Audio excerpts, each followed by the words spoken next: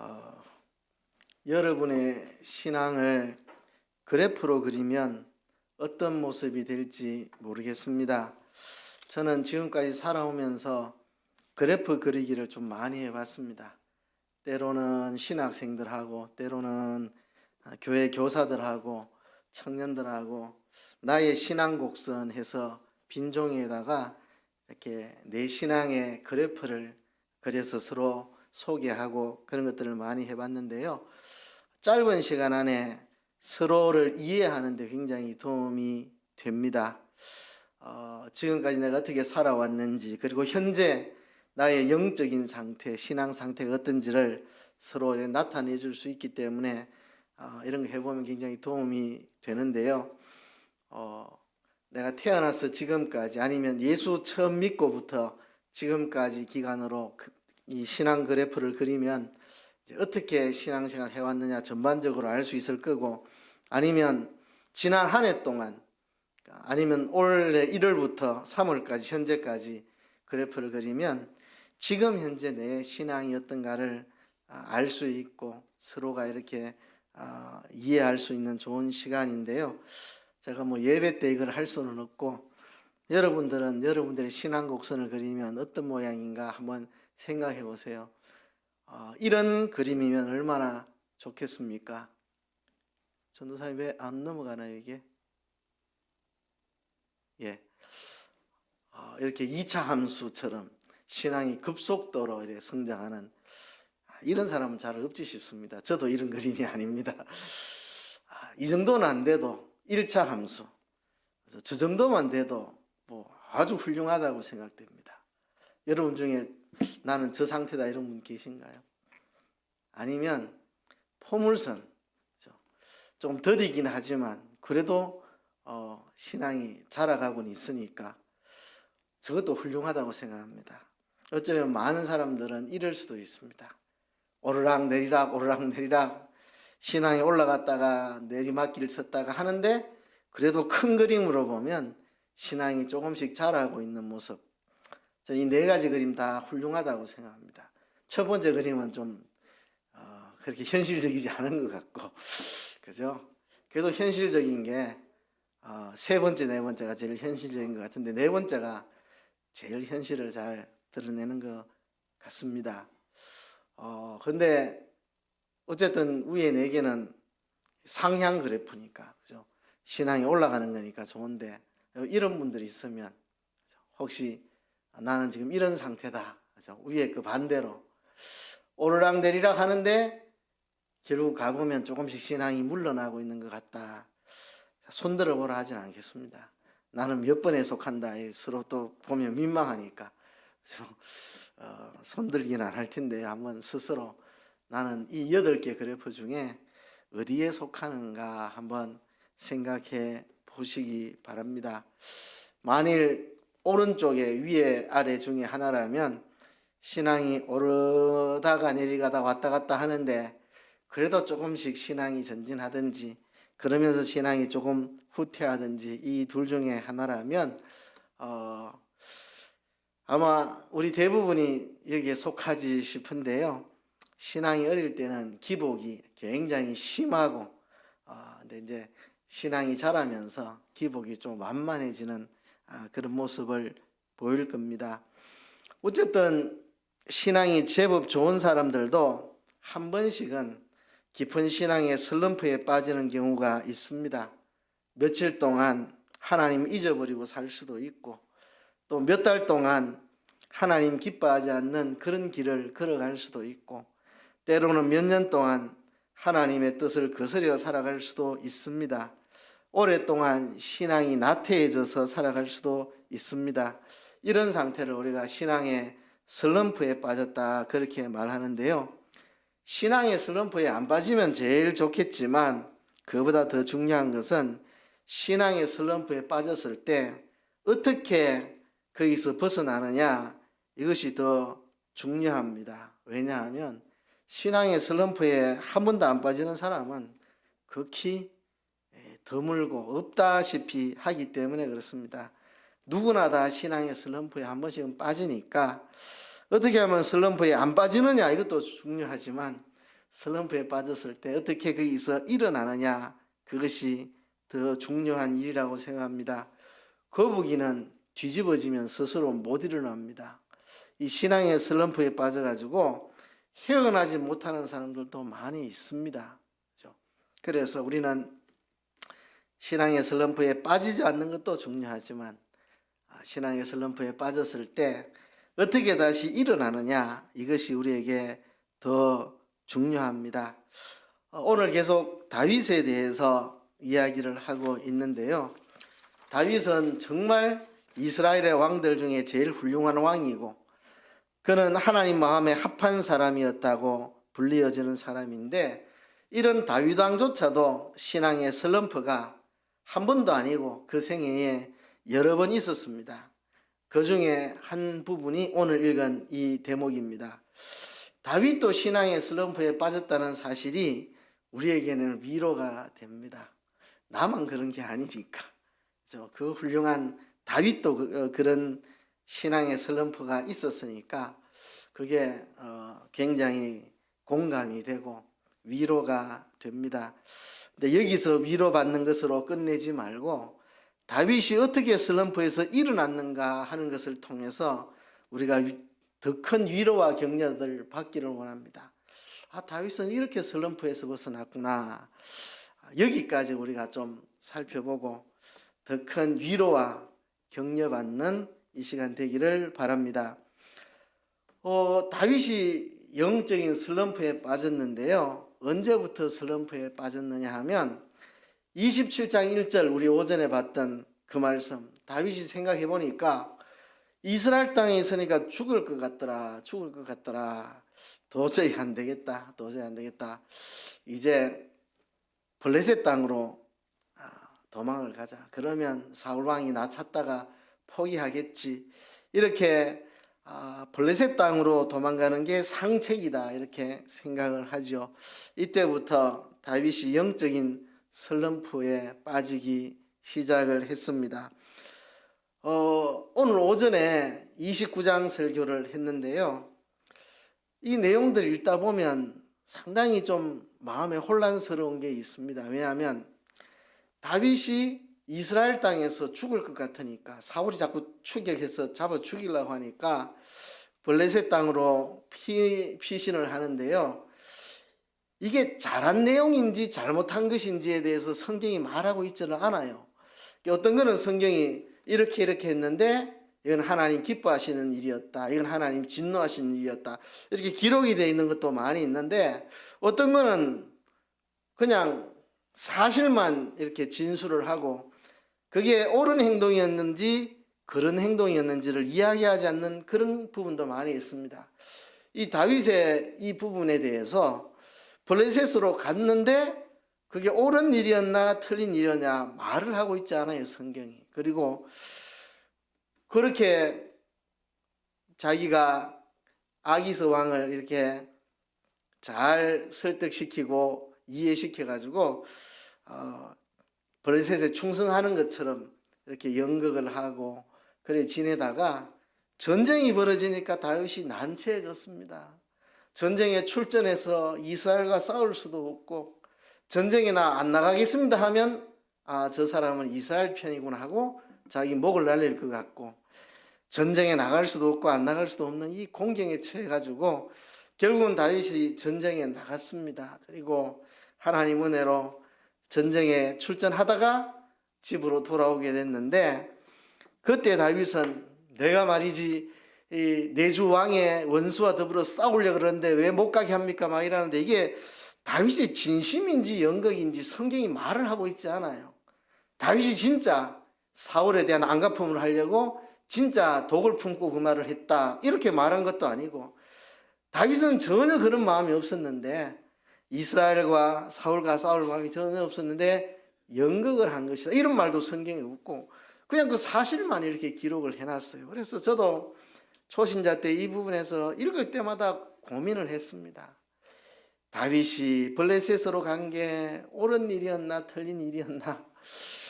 다윗이 지금 이스라엘과 더불어 전쟁에 나가서 싸우겠다 하는데 이게 연극이가 진짜가 늘 혼란스러웠습니다.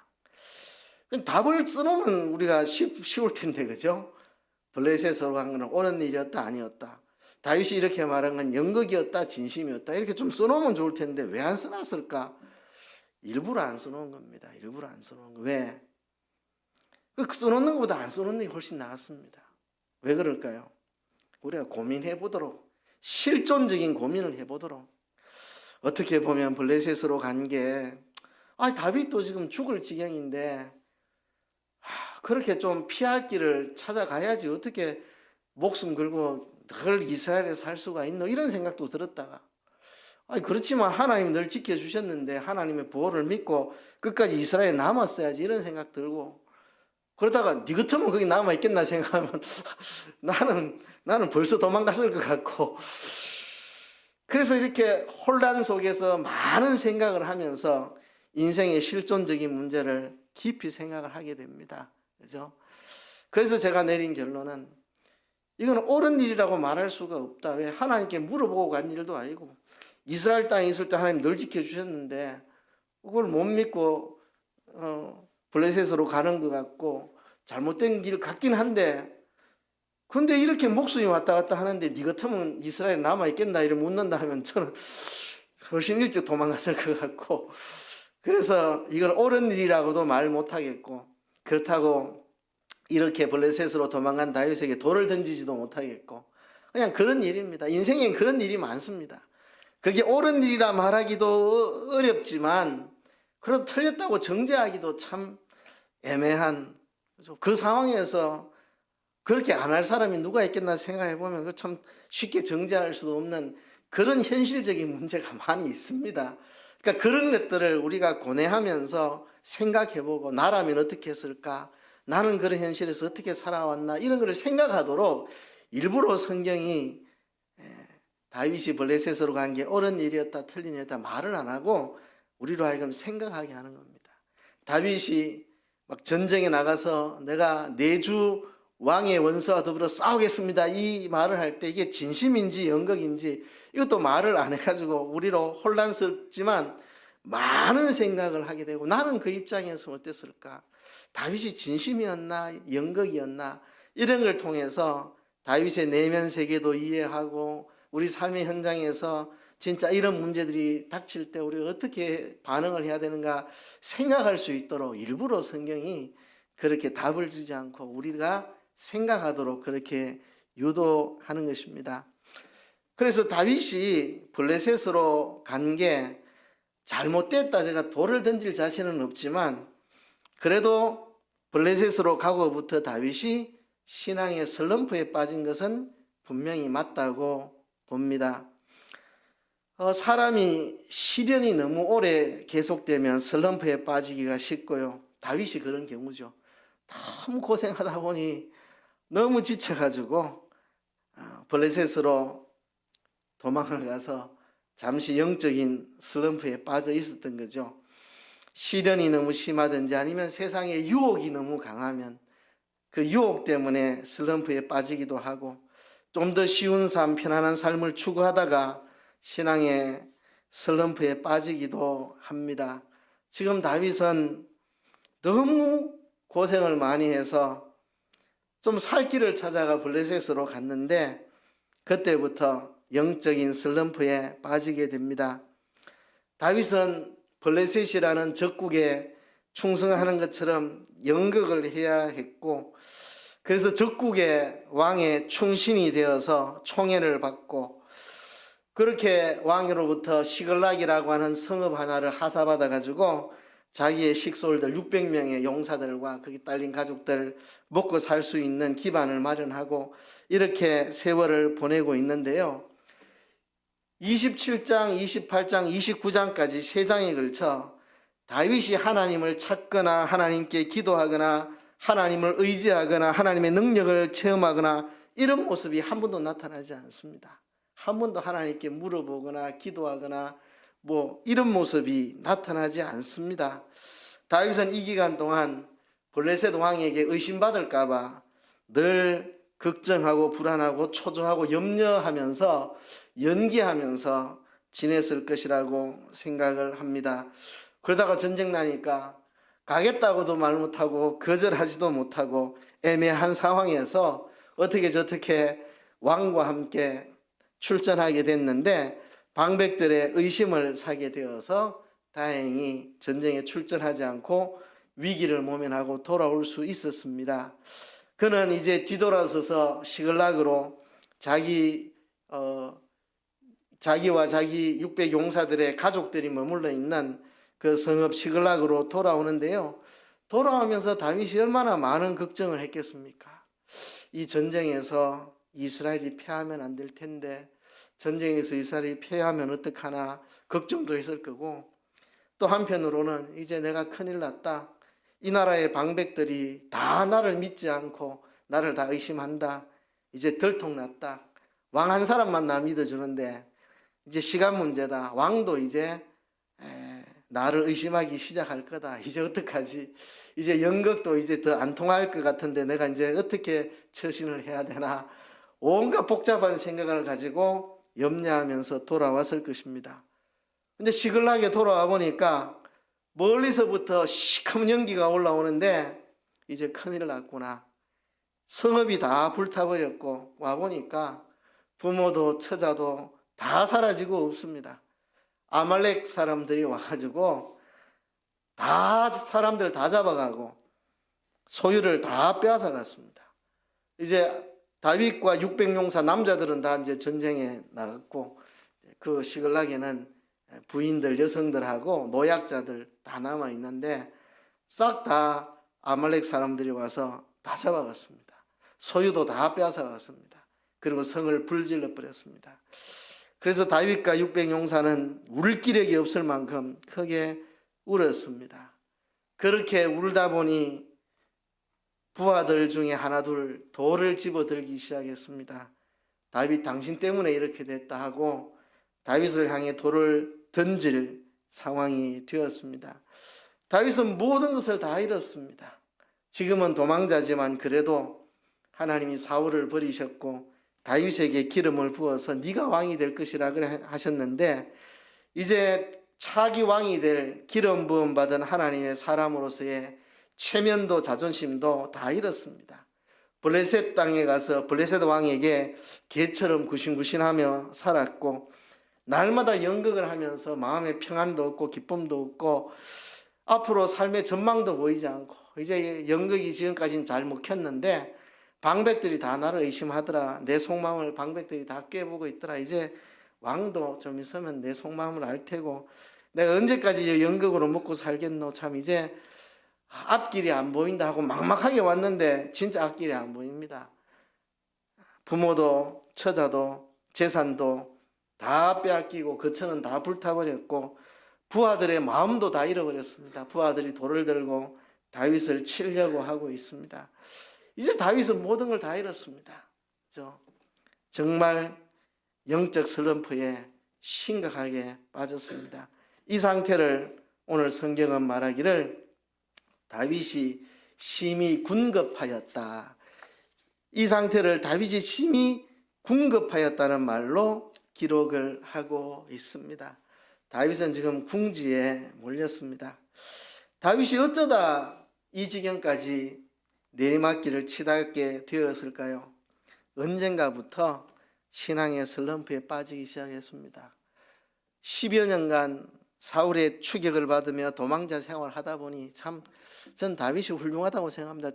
그 정도면은 돌아버렸을 것 같아요. 그래서 한 나라가 국력을 다 동원해서 군사력, 경찰력, 정보력 다 동원해가지고 내 한 사람 죽이려고 덤벼드는데 진짜 밤에 잠을 자면 잠자는 사이에 누가 내 목을 잘라갈지 모르는데 그런 상태에서 하루 이틀도 아니고 10여 년을 도망다니면서 사는데 안 미쳐버렸으면 훌륭한 사람입니다. 그 정도 되면 다 사람들 정신을 놓고 다 미쳐버렸을 겁니다. 참 그 상황 속에서도 안 미친 게 저는 다윗이 훌륭하다고 봅니다. 시편에 보면 내가 평안히 자고 깨었으니 이런 표현들 적이 포위를 하고 있는데 어떻게 보니까 사울의 군대가 우리를 딱 포위하고 있고 그 상태에서 평안히 자고 깨었다. 참 다윗이 훌륭한 믿음의 사람인데 10여 년을 이렇게 지내다 보니 지쳤습니다, 다윗이. 그래서 블레셋 땅으로 가는데 하나님께 한 번도 물어본 적이 없습니다. 내가 생각해 보니까 내 생각에 블레셋 땅으로 도망가는 게 상책이겠다. 자기 생각을 한 겁니다. 자기가 계산기 두들겨 보니까 아이고 이러다가 이스라엘에서 죽겠다.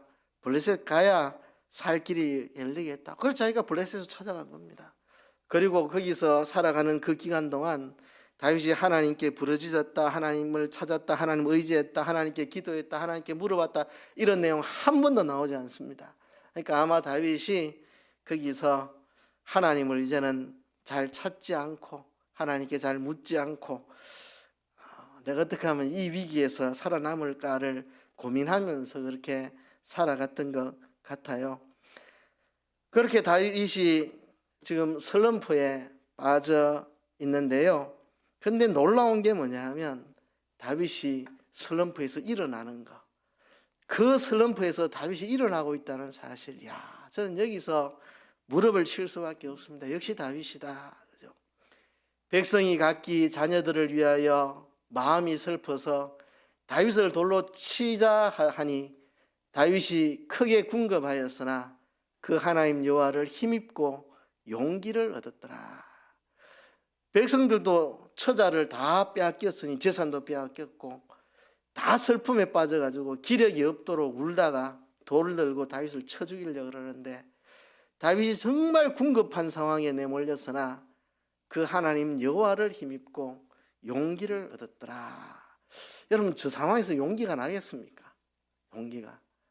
내가 벌써 블레셋으로 와서 하나님께 물어보지도 않고 그냥 내 살 길 찾아서 연극하면서 사는데 연극하는 것도 지겹고 언제 연극이 들통날까 염려도 되다가 이제 다 들통난 것 같고 이제 이미 이 이스라엘과 전쟁이 딱 나버리니까 딱 들통난 것 같고 어떻게 살아야 되나 참 막막한데 와보니까 아말렉이 와가지고 다 잡아가고 불 다 태워버리고 이 아말렉이 다 우리 가족들 다 죽였는지 지금 우리 가족들 다 죽었는지 살았는지 알 수도 없고 어디 가면 만날 수 있을지도 모르고 참 암담한 거기다가 부하 장수들은 돌을 들어서 자기를 죽이려고 그러고 이 상황에서 그 하나님 여호와를 힘입고 용기를 얻었더라. 그 다음 행동이 저겁니다. 다윗이 여호와께 묻자와 가로되 내가 이 군대를 쫓아가면 미치겠나이까? 여호와께서 대답하시되 쫓아가라. 네가 반드시 미치고 정령 도로 찾으리라. 저 사이에 제가 절수 하나 7절을 기록하지 않았는데요. 7절에 보면 다윗이 제사장 아비아달을 불러가지고 에봇을 나에게로 가져와라. 그래서 아비아달이 에봇을 다윗에게로 가져옵니다. 에봇은 제사장의 그 마지막에 입는 그 겉옷 위에 입는 건데요. 그 에봇에는 그 속에 우림과 둠밈이 들어 있습니다. 우림과 둠밈은 하나님의 뜻을 물을 때 사용하는 기구입니다. 에봇을 가져오라는 것은 하나님께 물어보겠다는 거죠. 그래서 7절에 하나님 앞에 물었습니다. 제사장의 옷에 그 에봇에 들어있는 우림과 둠밈을 이용해서 하나님께 물어봤습니다. 우리가 이 군대를 쫓아가면 만날 수 있겠습니까? 여호와께서 쫓아가라. 네가 반드시 미치고 정령 다 도로 찾아오리라. 그래서 다윗은 하나님 앞에 먼저 물었습니다. 일단 용기를 얻었다는 것은 이제 하나님을 찾는 거죠. 하나님을 찾고 하나님에게 물어보는 거죠. 하나님, 나와 함께 계신 하나님, 언제나 나를 도와주셨던 하나님, 언제나 내 곁에 계시고 내 갈 길을 인도해 주시고 그 하나님을 다시 찾은 겁니다. 이스라엘 땅을 벗어나 블레셋 땅 들어갈 때부터 이상하게 다윗은 하나님께 물어보거나 하나님을 찾지 않았는데 이제서야 다윗이 정신을 차리고 이 슬럼프에 빠져가지고 완전히 내리막길에 이제 궁지에 몰려가지고 이제서야 정신을 차리고 하나님을 찾기 시작합니다. 언제나 나와 함께 계셨던 하나님, 나를 도와주시고 나를 인도하시고 내가 물으면 대답해 주시고 이끌어 주시는 그 하나님을 이제 찾기 시작을 합니다. 그리고 그 하나님께 인도를 구합니다. 인도를 구하고 하나님께 기도합니다. 하나님, 이 군대 쫓아가서 다 찾아올 수 있도록 도와달라고 하나님께 기도하는 거죠. 그래서 다윗은 600명의 용사를 이끌고 3일 동안 추격을 합니다. 그 중에 200명은 버솔 시내에서 지쳐가지고 거기 머물렀고 400명만 데리고 버솔 시내를 건너가지고 이제 아말렉을 추격을 합니다. 그렇게 하다가 소년 하나를 만나죠. 아말렉 사람의 종으로 있던 사람인데 병들어서 내버려진 사람, 그 사람을 만나서 그 사람을 통해서 아말렉 군대가 어디 있는지를 확인하고 그 길을 이제 급습을 해가지고 다 되찾습니다. 이들이 다윗의 성읍 시글락만 공격한 게 아니고 유다 남방을 비롯해서 여러 곳을 다니면서 사람을 잡아오고 약탈하고 이렇게 했습니다. 그래서 이제 즐거워가지고 이들이 먹고 마시고 놀고 있을 때 다윗의 400명의 용사가 급습을 해가지고 그들을 쳤는데 얼마나 쳤느냐 하면 새벽부터 해가 지는 밤까지 그렇게 계속해서 아말렉을 쳤다고 말합니다. 400명이 말을 타고 도망갔고 나귀를 타고 도망갔고 그 외에는 다 다윗과 400인의 용사의 칼에 다 쓰러지고 말았고 그리고 빼앗겼던 사람들 하나도 죽지 않고 다 되찾아오고 그리고 소유도 다 되찾아오는데 이 아말렉 사람들이 여러 곳을 침략을 해갖고 약탈을 해왔기 때문에 다윗이 빼앗긴 것 외에도 어마어마한 가축들과 이 재산들이 있었던 겁니다. 그걸 다 빼앗아 가지고 이제 오히려 더 많은 것들을 되찾아가지고 이제 돌아오게 되었다는 것이 본문의 이야기입니다. 이 사건에서 그 하나님 여호와를 힘입고 용기를 얻었더라. 그렇죠? 오늘 본문이 우리에게 말하는 것이 바로 이것입니다. 우리가 슬럼프에 빠졌을 때 어떻게 해야 되느냐? 하나님께 돌아가야 됩니다. 하나님을 찾아야 됩니다. 하나님께 부르짖어야 됩니다. 하나님께 돌아가야 됩니다. 그러면 살 길이 열립니다. 큰 슬픔은 큰 기쁨으로, 큰 위기는 큰 기회로, 큰 손실은 큰 축복으로, 큰 갈등은 큰 화목으로, 큰 아픔은 큰 위로로 다 바뀌었습니다. 다윗이 잠시 영적인 슬럼프에 빠져 살았지만 이 슬럼프의 막다른 골목에서 정신을 차리고 여호와를 힘입고 용기를 얻었고 그래서 드디어 블레셋 땅에 들어가고부터 하나님께 물어본 적이 없었는데 드디어 하나님을 찾고 제사장을 부르고 에봇을 가져오라 하고 하나님께 물어보고 하나님 쫓아가면은 만날 수 있겠습니까? 하나님 도와주세요. 다 찾을 수 있도록 도와주세요. 하나님이 그래 네가 반드시 그들을 찾고 되찾아오게 될 것이라고 말씀해 주시고 이제 믿고 용기를 얻어 600명의 용사를 끌고 출전을 하는 이 다윗의 모습 그렇습니다. 우리가 신앙의 슬럼프에 빠질 수 있습니다. 그러나 그때 하나님을 다시 찾아야 됩니다. 하나님을 다시 찾아야 됩니다. 바로 그 순간에 다윗은 하나님을 찾았습니다. 그동안 하나님께 물어보지 않던 다윗이 제사장 아비아다를 부르고 에봇을 가져오라 하고 하나님께 물어보고 하나님의 인도를 받아서 나가는 그런 모습을 봅니다. 우리가 예수 믿고 처음에 믿음 생활 잘했다고 끝까지 잘하리라는 보장 없습니다. 작년도에 믿음 생활 잘했다고 올해도 잘하라는 보장 없습니다. 우리의 신앙을 흔드는 수많은 역풍이 불고 있기 때문에 그렇습니다. 때로는 슬럼프에 빠질 수 있는데 슬럼프에서 헤어나지 못하는 사람들이 있습니다. 거북이 뒤집어 놓으면 스스로 못 일어나는 것처럼 한번 슬럼프에 빠지면 못 일어나는 사람들이 있습니다. 우리는 슬럼프에 빠졌더라도 다시 일어나는 사람들이 되어야 됩니다. 사울을 보세요. 사울 영적인 슬럼프에 빠졌는데 사울은 다시 일어나지 못했습니다.